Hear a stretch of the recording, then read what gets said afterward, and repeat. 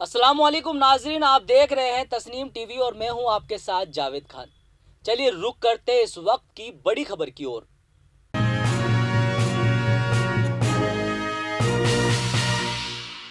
मरकज़े खिदमत खल्क जिक्र इलाही की तरफ से रक्तदान और प्रतिभा सम्मान समारोह का आयोजन दिनांक 9 अक्टूबर 2022 को वार रविवार सुबह 9 बजे से शाम 4 बजे तक स्थान सैनी धर्मशाला सामोद बस स्टैंड के पास रिंगस रोड चोमू में किया जाएगा।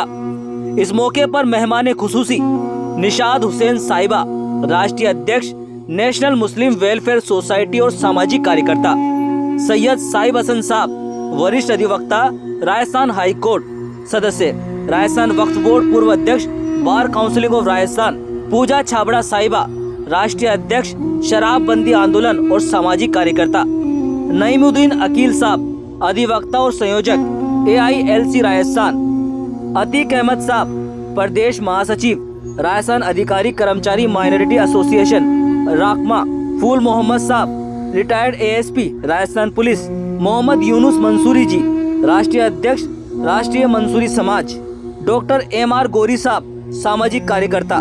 इस मौके पर संयोजक और निजामतक सैयद साहिब आलम और आयोजक मोहम्मद अमजद पठान, सह आयोजक अभिषेक सैनी जी ने सभी से अपील की है कि सभी सामाजिक कार्यकर्ता इस कार्यक्रम में पधारे।